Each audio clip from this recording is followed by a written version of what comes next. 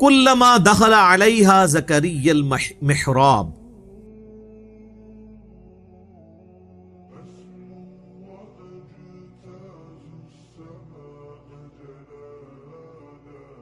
جب کبھی بھی زکریا علیہ السلام محراب میں داخل ہوتے، یعنی وہ ایک محراب نما حجرہ بنا تھا جہاں حضرت مریم عبادت کرتی تھی، تو ان کے ٹیچر کے طور پر یہ خالو بھی لگتے تھے اور ایج ڈیفرنس بھی بہت زیادہ تھا، اور پیغمبر بھی۔ جب کبھی وہ داخل ہوتے محراب میں، وجد عندہا رزقا، تو وہاں پہ وہ رزق پاتے۔ اللہ اکبر۔ وہ رزق ایک غیر معمولی رزق، یہ نہیں کہ کوئی آ کے نذرانہ چڑھا کے چلا جاتا تھا، ورنہ تو زکریا کو پتا ہوتا کہ یار یہ تو فلاں دے گیا ہے۔ بے موسمی پھل بھی ہوتے، موسم والے بھی، بڑے زبردست قسم کا فروٹ جو لگتا نہیں تھا کہ وہ قریب سے آ سکتا ہے۔ تو حضرت زکریا علیہ السلام نے ان سے پوچھا، قال یا مریم انا لکی ھذا، اے مریم یہ کہاں سے تیرے لیے یہ اتنا فروٹ آ جاتا ہے، ایسا رزق آ جاتا ہے۔ آپ ذرا پیری مریدی کے رشتے میں ذرا دیکھیں اس کو۔ پیر ہیں حضرت زکریا، اور دنیا کے بنائے ہوئے پیر نہیں، اللہ کے بنائے ہوئے پیغمبر، اور شاگرد بھی کوئی عام نہیں ہے، سیدہ مریم ہے۔ اور پیر اپنے مرید سے، مریدنی سے، یا اپنے سٹوڈنٹ سے پوچھ رہا ہے کہ یہ تیرے اوپر جو اتنا فضل و کرم ہے، خاص بے موسمی پھل ہیں، یہ کہاں سے آ گئے؟ آپ کے پاکستان کے مرید ہوتے تو کہتے ہیں حضور تہاڈی نگاہ مرشد ہے۔ ہاں، کیونکہ یہ تصوف کی لائن میں اللہ کا نام یوز ہوتا ہے، باقی فنا فی شیخ میں ہی ختم ہو جاتا ہے بندہ، فنا فی اللہ تک نہیں پہنچتا۔ قرآن میں تو فنا فی شیخ کا کوئی تعلق ہی نہیں قرآن کے ساتھ۔ قرآن میں رسول کی یا خلیفہ کی بیعت ہے، اور وہ بھی مشروط ہے اللہ کے ساتھ۔ رسول اللہ نے بھی بیعت لی نا حدیبیہ کے موقع پر، تو سورہ فتح میں آیا کہ اے نبی، یہ جو تم سے بیعت تم لے رہے ہو نا جن کی، یہ ان کے ہاتھوں پہ اللہ کا ہاتھ ہے۔ اور سورہ توبہ میں اللہ نے فرمایا کہ اللہ نے مومنین کی جانیں اور مال جنت کے بدلے میں خرید لی ہیں، ایسی بیعت پر خوشیاں مناؤ۔ بیعت کہتے ہیں بیچنے کو، بائے لفظ استعمال ہوتا ہے۔ انسان کسی انسان کے آگے اپنے آپ کو نہیں بیچ سکتا، صرف اللہ ہی ہے جس کے سامنے آپ بیچ سکتے ہیں۔ پیغمبر بھی آن دا بہاف آف گاڈ آپ سے بیعت لیتا ہے۔ یہاں تو کہتے ہیں نہیں، پہلے فنا فی شیخ ہوتا ہے، پھر فنا فی رسول ہوتا ہے، پھر یہ ہوتا ہے، فلاں یہ ہوتا ہے، کرتے کرتے کدھر تک لے جاتے ہیں، وہ فنا فی شیخ میں ہی مر جاتے ہیں۔ تو یہاں پہ شیخ پوچھ رہا ہے تو وہ مرید یہ نہیں کہہ رہا کہ حضور نگاہ مرشد ہے، حضور آپ کی ساری برکتیں ہیں، آپ کا ہی فیض ہے، نہیں۔ جواب جو ہے وہ بڑا عجیب ہے۔ ویسے قرآن و سنت کی جو ڈاکٹرن ہے اس میں بالکل یہی جواب دینا چاہیے، چاہے پیغمبر بھی سامنے موجود ہو نا، تو یہی کہنا چاہیے کہ یہ اللہ کا فضل ہے۔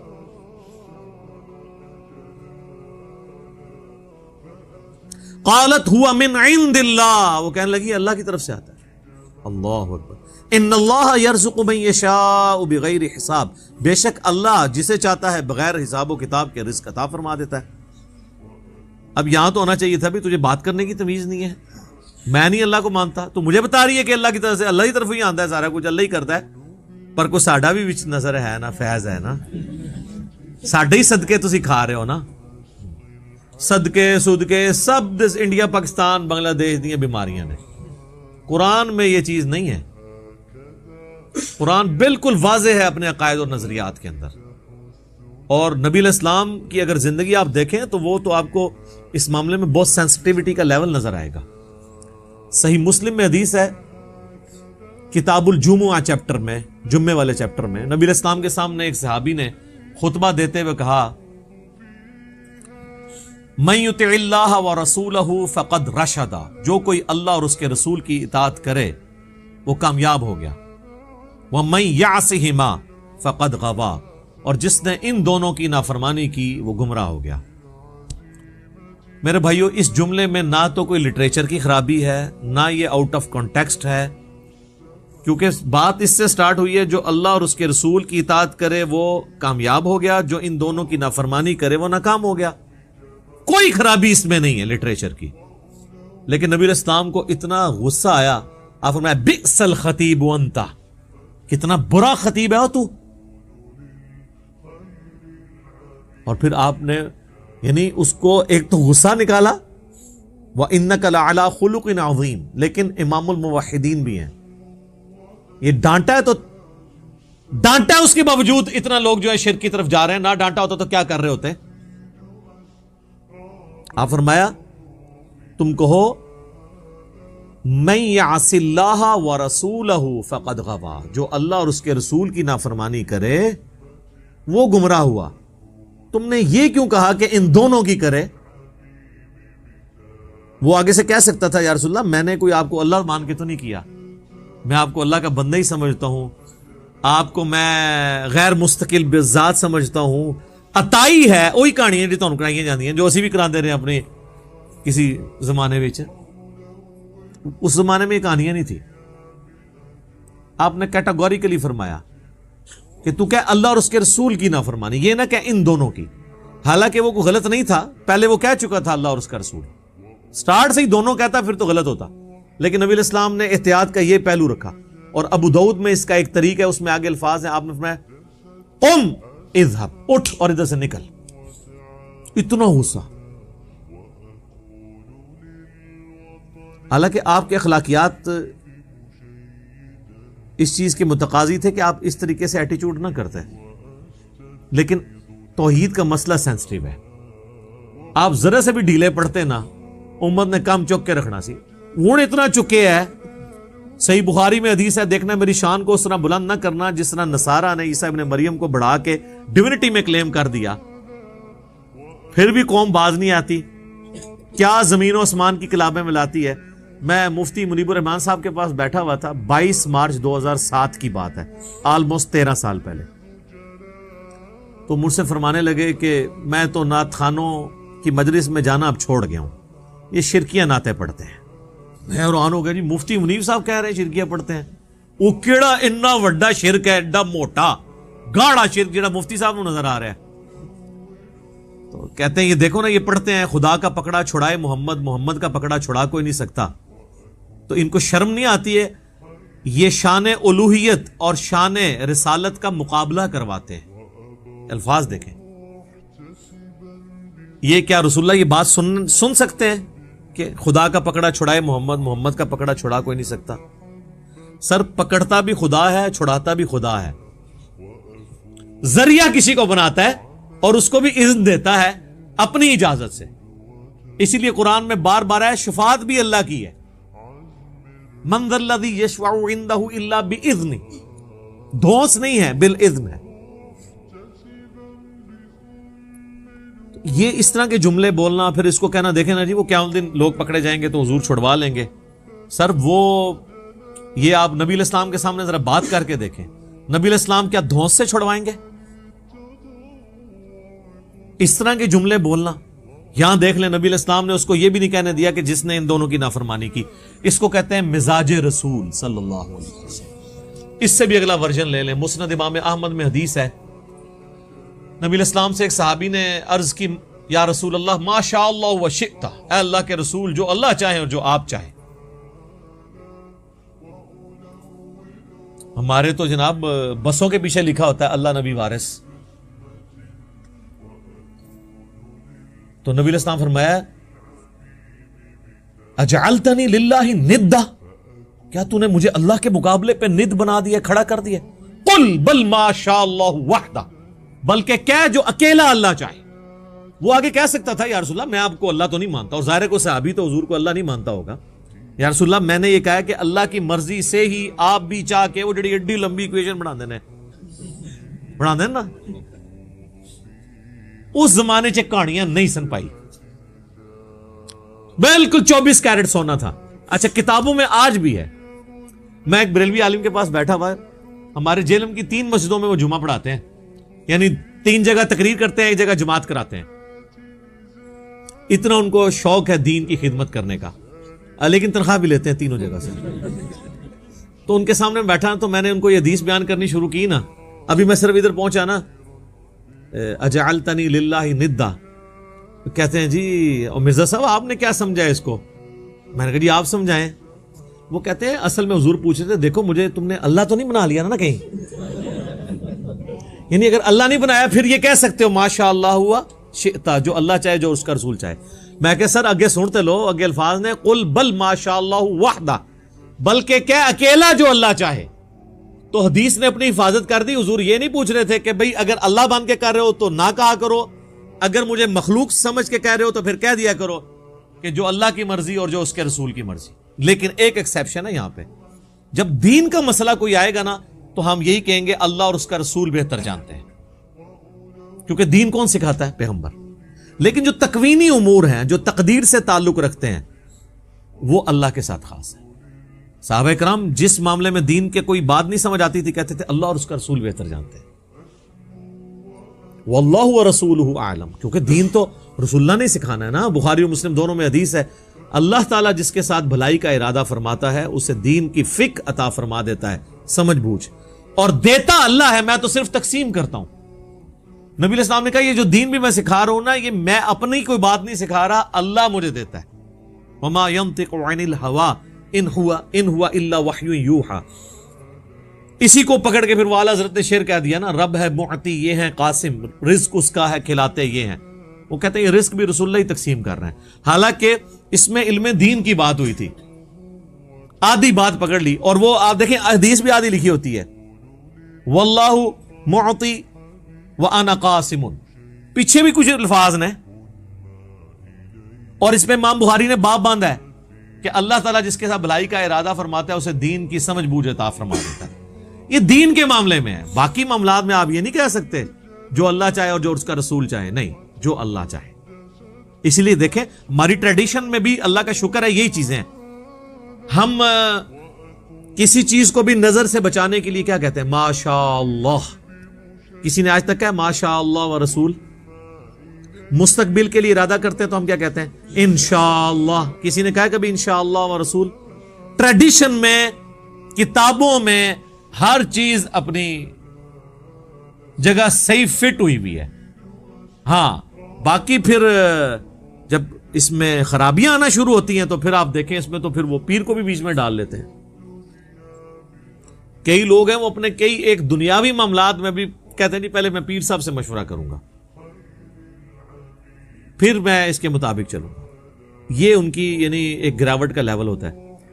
تو یہ حضرت سیدہ مریم نے امت کو عقیدہ دے دیا ہے, اپنی ماننے والوں کو بھی اور ہمیں بھی, ہم بھی ان کے ماننے والے ہیں کہ آپ نے یہی کہنا ہے کہ اللہ جسے چاہتا ہے بغیر حساب و کتاب کے رزق دیتا ہے. آپ جب حضرت زکریا علیہ السلام نے یہ بات سنی نا, سر دیکھیں, ہنالک دعا زکریا ربہ, این اسی وقت اسی جگہ پر, دیر اینڈ دین. ہنالک عربی میں استعمال ہوتا ہے اسی وقت اسی جگہ پر دعا کر دی انہوں نے. قال رب هب لي من لدنك ذرية طيبة, اے رب میرے مجھے اپنے پاس سے ایک پاکیزہ اولاد عطا فرما, انک سمیع الدعاء, بے شک تو دعاؤں کا سننے والا ہے. سورہ مریم میں تو ڈیٹیل ہے کہ وہ پوری تمہید بناتے ہیں کہ مجھے ایک اولاد چاہیے جو اولاد یعقوب کی وارث بنے, یعنی بنی اسرائیل کی, اور یہ جو میں ہیکل سلمانی کی دیکھ بھال کر رہا ہوں تو مجھے بھی ایک اپنا ایک گدی نشین آپ سمجھ لیں, خانقاہ نشین, یہ لیکن اللہ کی خانقاہ, جس کے لیے ہم خانقاہ کا لفظ اپنی امت میں دار ارکم, ہم اس اکیڈمی کو دار ارکم کہتے ہیں, کیونکہ نبی علیہ السلام کو جب یہ لوگ کون جن کی اولادیں آج دین کا کام نہیں ہمیں کرنے دیتی, ان کے باوجداد جب کھلے عام دعوت و تبلیغ نہیں کرنے دیتے تھے تو نبی علیہ السلام دار ارکم میں بیٹھ کے تو لوگوں کو دین سکھایا کرتے. اس لیے ہم نے اپنی اس اکیڈمی کا نام دار ارکم رکھا ہوا ہے اس اعتبار سے. تو خانقاہ کا لفظ بھی آپ یوز کر سکتے ہیں, لیکن وہ چونکہ اب کافی بدنام ہو چکا ہے تصوف کی وجہ سے, اس لیے دار ارکم. پھر جب ہمارے نبی کی سنت دار ارکم ہے تو ہم کیوں ہیکل کا لفظ یا معبد کا لفظ استعمال کریں؟ ہمیں وہی ٹرمز یوز کرنی چاہیے. عبادت گاہ کے لیے مسجد کی ٹرم, اسی لیے ہم نے مسلم کی ٹرم بھی عام کی ہے کہ نہ میں وابی نہ میں بابی, میں ہوں مسلم علمی کتابی. آپ ساری وہ ٹرمنالوجیز یوز کریں جو قرآن اور سنت کے اندر آئی ہیں, فخر کے ساتھ کریں. مؤمن, مسلم, مسجد, یہ سارے الفاظ استعمال کریں. ہاں البتہ اس میں غلو نہیں ہونا چاہیے، جیسے جماعت المسلمین والے ہیں وہ کہتے ہیں نماز کا لفظ آپ نہ یوز کریں. ظاہر ہے کہ جب آپ کچھ چیزیں ریناؤنڈ ہو جاتی ہیں وہاں پہ بھی صلاح کا لفظ ضرور استعمال کریں. میں پریفریبلی یہی کہتا ہوں صلاح کا لفظ یوز کرنا چاہیے، لیکن اگر کوئی اس کو ترجمے کے طور پہ یوز کر لیتا ہے نا، مسلم کا ترجمہ مسلمان کر لیتا ہے، ٹھیک ہے. اختلاف وہاں کیا کریں جہاں اوریجنل بات کا ترجمہ کرنے کی بجائے کوئی نئی بات داخل کر دی جائے. مسلم کی جگہ اگر کوئی مسلمان یوز کرتا ہے نا تو اس کا ترجمہ کر رہا ہے فارسی میں، کوئی نئی ٹرم نہیں ایجاد کر رہا. لیکن مسلم کی جگہ جب بریلوی دیوبندی اہل حدیث شیعہ آتا ہے نا، یہ نئی چیز ہے، یہ کوئی بھی نہیں مانے گا کہ مسلمان کا مسلم کا ترجمہ یہ ہوا ہے. صلاح کا ترجمہ سارے نماز مانتے ہیں کہ نماز ہے، لیکن قوالی اس کو کوئی نہیں مانے گا کہ یہ صلاح کا ترجمہ ہوا ہے. ٹھیک ہے، تو اگر اوریجنل ٹرم کو سمجھانے، جس طرح اللہ کے لیے گاڈ کا لفظ یوز کر لیں، سپریم بینگ کا لفظ استعمال کر لیں کسی کو سمجھانے کے لیے، تو یہ جواز کی حد تک درست ہے. تو اللہ تعالیٰ سے انہوں نے جب دعا کی تو پھر اللہ تعالیٰ کی طرف سے آواز دی گئی، فَنَادَتْهُ الْمَلَائِكَةُ وَهُوَ قَائِمٌ يُصَلِّي فِي الْمِحْرَابِ. نماز پڑھ رہے تھے حضرت زکریا علیہ السلام محراب میں کھڑے ہو کر، تو فرشتے کی طرف سے ندا آئی کہ دعا قبول ہوئی ہے اور اس کے اوپر بشارت آ رہی ہے. اچھا یہ دعا بھی یاد رکھیں، جس کے ہاں اولاد نہیں اور خصوصاً اولاد نرینہ نہیں ہے تو یہ دعا بڑی کارگر ہے. اور دوسرا یہ کہ بالکل مایوسی کے آخری لیول پہ بھی پہنچے ہوں تو اللہ تعالیٰ کے ساتھ دعا والا معاملہ کبھی بھی نہیں توڑنا چاہیے. اور حضرت زکریا علیہ السلام کو یہ بات کلک کر گئی کہ وہ اللہ جو بغیر موسمی پھل مریم کو دے سکتا ہے تو مجھے اس بڑھاپے کے اندر اولاد بھی دے سکتا ہے. یہ انہوں نے اجتہاد کیا، اس طرح کا اجتہاد کیا کریں، بالکل الٹ اجتہاد نہ کر لیں. ان اللہ یبشرک بیحییٰ مصدقا بکلمۃ من اللہ، بے شک اللہ تعالیٰ آپ کو خوشخبری دیتا ہے ایک بچے کی جس کا نام یحییٰ ہوگا. اور سورہ مریم میں آتا ہے اس نام کا پہلے کوئی بچہ نہیں تھا، اللہ نے خود نام رکھ دیا، تصدیق کرنے والا ایک اللہ کے خاص کلمے کی. ابھی حضرت زکریا کو بھی نہیں پتا کہ یہ کلمہ کون ہوگا، عیسیٰ ابن مریم، کیونکہ وہ تو پیدا نہیں ہوئے. تو کہا کہ تیرا وہ بچہ پیدا ہونے والا ہے جو اپنے وقت کے سب سے عظیم الشان انسان اور انسانی تاریخ میں ایک بہت بڑے پیغمبر کی تصدیق کرنے والا پیغمبر ہوگا، حضرت عیسیٰ علیہ السلام کی. من اللہ، اللہ کی طرف سے جو کلمہ ہوگا، وَسَيِّدًا وَحَصُورًا وَنَبِيًّا مِّنَ الصَّالِحِينَ، اور وہ سردار ہوگا اور عورتوں سے ہمیشہ بچنے والا اور انبیاء میں سے اور صالحین میں سے ہوگا. ساری کوالٹیز اللہ تعالیٰ نے گنوا دی ہیں. عورتوں سے بچنے والا، بعض لوگ اس کو یہ سمجھے کہ شاید وہ کوئی نعوذ باللہ ان میں کوئی مردانہ صفات نہیں تھی، ایسا نہیں ہے. یعنی ان کی ایک کوالٹی تھی کہ وہ دنیا سے بہت زہد کی زندگی تھی ان کی. یقین کریں حضرت زکریا علیہ السلام کے اس بیٹے یحییٰ بن زکریا کے اگر آپ واقعات پڑھیں تو انسان پریشان ہو جاتا ہے کہ اتنی چھوٹی عمر میں ان کو اللہ نے کیا دنائی، کیا زہد دیا تھا. اسرائیلی روایتوں میں کئی ایک واقعات حضرت یحییٰ علیہ السلام کے بارے میں ملتے ہیں. تو اللہ نے پہلے ہی پریڈکٹ کر دیا، ظاہر غیبی خبر دے دی کہ وہ عورتوں سے بچنے والا اور سردار، واقعی سردار کہلانے کا حقدار، انسانیت کو لیڈ کرنے والا، اور نبیوں میں سے اور صالحین میں سے ہوگا. یہ بشارت ان کو ملی. اس کے بعد حضرت زکریا علیہ السلام نے کچھ باتیں اللہ تعالیٰ سے کی، وہ انشاءاللہ تعالیٰ اگلی کلاس کے اندر ہم ڈسکس کریں گے. وہ بڑی انٹرسٹنگ گفتگو ہے. پچھلی دفعہ ہماری گفتگو یہاں پر کنکلوڈ ہوئی تھی کہ سیدہ مریم سلام اللہ علیہا کے پاس سیدنا زکریا علیہ السلام نے اسپیشل قسم کے پھل دیکھے، اور انہوں نے جب ان سے پوچھا کہ یہ آپ کے پاس کہاں سے آئے تو بجائے انہوں نے یہ کہنے کہ حضرت آپ کا ہی فیض ہے، یہ مرشد کی نگاہ کرم ہے، حالانکہ مرشد وہ پیغمبر بھی تھے، انہوں نے کہا کہ یہ اللہ کی طرف سے آئے. تو وہاں پر حضرت زکریا علیہ السلام کو ایک بات کلک کی کہ اگر اللہ تعالیٰ سیدہ مریم کو بغیر موسم والے پھل دے سکتا ہے تو مجھے بھی اس بڑھاپے کے اندر اولاد یعقوب کا وارث عطا فرما سکتا ہے جو میرے بعد ہیکل سلیمانی کی خدمت کرے، اس خانقاہ کو چلائے جو خالصتاً توحید کے لیے قائم کی گئی تھی۔ یہ کوئی صوفیاء والی خانقاہ نہیں تھی بلکہ دعوت توحید والی خانقاہ۔ اس کی ڈیٹیلز سورہ مریم میں آتی ہیں۔ بڑی لجاجت کے ساتھ انہوں نے دعا کی، دعا کا کچھ حصہ اس میں بھی آیا ہے، وہاں پر تو بڑی ڈیٹیل کے ساتھ ہے کہ اے اللہ میں بوڑھا ہو چکا ہوں، میرا سر سفیدی سے چمک اٹھا ہے، میری بیوی بھی بانجھ ہے، وہ بھی بڑھاپے کی آخری حالت کو پہنچی ہوئی ہے، پھر بھی مجھے اولاد عطا فرما جو اولاد یعقوب، حضرت یعقوب بن اسحاق بن ابراہیم علیہم السلام، یعنی بنی اسرائیل کا وارث ہو۔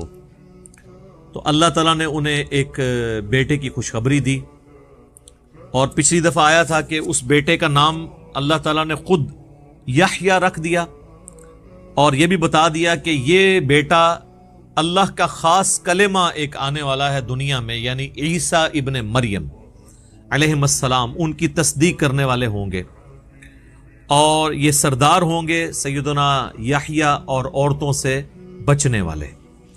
یہاں پر یہ گفتگو آیت نمبر 39 پہ کنکلوڈ ہوئی تھی۔ اب 40 نمبر آیت سے سٹارٹ کرتے ہیں۔ اعوذ باللہ من الشیطان الرجیم، بسم اللہ الرحمن الرحیم۔ قال رب انا یکون لی غلام، انہوں نے کہا کہ اے میرے رب، میرے ہاں اولاد کیسے ہو سکتی ہے؟ وقد بلغنی الکبر وامرأتی عاقر، جبکہ میں بڑھاپے کے آخری درجے کو پہنچ چکا ہوں اور میری بیوی بھی بانجھ ہو چکی ہے۔ ظاہر ہے کہ آلموسٹ 50 ایئرس کے بعد جب مینسز آنا بند ہو جاتے ہیں تو پھر عورت سے اولاد پیدا ہونے والا سلسلہ آلموسٹ امپاسبل ہو جاتا ہے، الا ماشاء اللہ۔ اب یہ لمحہ فکریہ ہیں آیات ان لوگوں کے لیے جو بعض اوقات صحیح بخاری اور صحیح مسلم کی احادیث کے اوپر تان کرتے ہوئے کہتے ہیں کہ یہ لاجیکلی پاسبل نہیں ہے، یہ پیغمبروں کی توہین اس میں لازم آ جائے گی۔ تو اگر ان کی یہ ڈاکٹرن مانی جائے تو یہ قرآن میں جو آیت ہے کہ ایک پیغمبر جس کا اللہ پر یقین ہے، جو اللہ کا نمائندہ ہے اس دنیا پہ، ہمیں انبیاء کے ماننے کی وجہ سے یقین ہے کہ اگر کسی نبی کو آ کر کوئی فرشتہ بشارت دیتا ہے تو وہ ضرور پوری ہوگی۔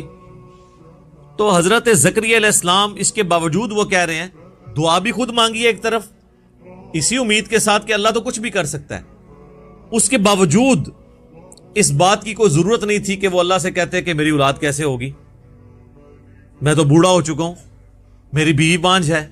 اللہ تعالیٰ تو ان اسباب کا محتاج نہیں ہے۔ لیکن یہ چیز شو کرتی ہے کہ انبیاء بھی بیسیکلی انسان ہوتے ہیں اور انسان کے ساتھ چیزیں جڑی ہوئی ہوتی ہیں، وہ بظاہر کوئی اسباب کو بھی اس اعتبار سے دیکھ رہا ہوتا ہے۔ اور اس حوالے سے میں نے پچھلی دفعہ بھی ڈسکس کیا تھا کہ نبی صلی اللہ علیہ وآلہ وسلم بھی ظاہری اسباب کو لے کر چلتے تھے۔ غزوہ خندق کے موقع پر آپ نے صرف اللہ پر توکل نہیں کیا بلکہ مشورے کے ساتھ خندق کھودی ہے۔ غزوہ بدر کے موقع پر صحابہ کرام کے مشورے کے ساتھ آپ کے خیمے کو ایک خاص جگہ شفٹ کیا گیا تاکہ دشمن کے حملے سے بچایا جا سکے۔ اسی طریقے سے طائف سے واپسی پر مطعم بن عدی کی پناہ نبی علیہ السلام نے حاصل کی دوبارہ مکے میں آنے کے لیے، کیونکہ خطرہ تھا آپ کی جان کو۔ اس قسم کے کئی واقعات ہیں۔ بہرحال بزرگوں کے بارے میں جو یہ لوگ کلیم کرتے ہیں کہ وہ تو ایک نگاہ مار کے یہ سے وہ کر دیتے ہیں، تو وہ کچھ بھی نہیں کرتے، اس لیے اتنا کچھ کر لیتے ہیں، کیونکہ سٹوری میں لکھنا ہوتا ہے نا، جو مرضی لکھیں آپ۔ تو یہاں پر جب انہوں نے یہ عرض کی تو اللہ تعالیٰ نے فرمایا قال كذلك الله يفعل ما يشاء، انہوں نے کہا اللہ تعالیٰ اسی طرح کرتا ہے جیسا کہ وہ چاہتا ہے۔ اللہ تعالیٰ کے لیے کوئی مشکل نہیں ہے، اب اس نے فیصلہ کر دیا ہے کہ تمہیں اولاد دینی ہے۔ قال رب اجعل لی آیہ، تو انہوں نے کہا کہ اے اللہ، اب سسپینس تو ہے نا، ظاہر ہے اب کیسے ہوگی، کیا سلسلہ ہوگا، تو انہوں نے کہا میرے لیے کوئی ایسی نشانی مقرر کر دے کہ میں یعنی وہ ٹی ناٹ سٹارٹ کر دوں وہاں سے، کہ یہاں سے اب یہ سب کچھ آثار نظر آنا شروع ہو گئے۔ قال آیتک اللہ تکلم الناس ثلاثۃ ایام الا رمزا، تو اللہ تعالیٰ نے فرمایا کہ نشانی اس کی یہ ہوگی کہ تم پہ 3 دن ایسے گزریں گے کہ تمہاری زبان سے تم کلام نہیں کر سکو گے، یعنی زبان بند ہو جائے گی، صرف اشارے سے گفتگو کرو گے۔ تو جب یہ ہو جائے تو سمجھو کہ یہ T0 سٹارٹ ہو گیا یہاں سے۔ وَاذْكُرْ رَبَّكَ كَثِيرًا وَسَبِّحْ بِالْعَشِيِّ وَالْإِبْكَارِ، اور اپنے پروردگار کو بہت یاد کرو اور اس کی پاکی بیان کرو، شام کے وقت بھی صبح کے وقت بھی۔ یعنی جب اس طرح کی کنڈیشن طاری ہوگی تو ظاہر ہے پھر اللہ تعالیٰ ایک بہت بڑا اپنی قدرت کا فیصلہ کرنے والا ہے، اس کی ایگزیکیوشن ہونے والی ہے، تو اب تم نے اللہ کی طرف متوجہ ہونا ہے، صبح و شام اللہ کی پاکی بیان کرنی ہے۔ سبحان اللہ وبحمدہ سبحان اللہ العظیم۔ صحیح مسلم میں حدیث ہے کہ نبی علیہ السلام نماز کے دوران بھی جب کبھی کوئی ایسی آیات آتی جن میں اللہ کی پاکی بیان کرنے کا ذکر آتا تو اللہ کی حمد بیان کرتے، جہاں کہیں پر جنت کی آیات آتی تو اللہ تعالیٰ سے جنت کا سوال کرتے، جہاں پر جہنم کی آیات آتی تو اللہ تعالیٰ سے جہنم کے اگینسٹ پناہ مانگا کرتے تھے۔ یہ سنت ہے، اور یہ ان چند سنتوں میں سے ہیں جو آلموسٹ اٹھ چکی ہیں امت میں سے۔ ہونا تو یہی چاہیے کہ جب بھی قرآن میں جہری نمازوں میں قرات کی جائے تو یہ سب کچھ کیا جائے، لیکن ایون آپ دیکھیں گے کہ تراویح کی نماز میں بھی بہت کم ہی ایسا ہوگا کہ کوئی اس سنت پہ عمل کرتا ہو۔ وہاں پر تو یہ فکر پڑی ہوتی ہے کہ جلد از جلد تراویح کو ختم کیا جائے، اور پھر وہ تو پھر تیزی تو اس چیز کی متحمل نہیں ہوتی ہے کہ آپ پھر ساتھ دعائیں اور اذکار بھی کریں۔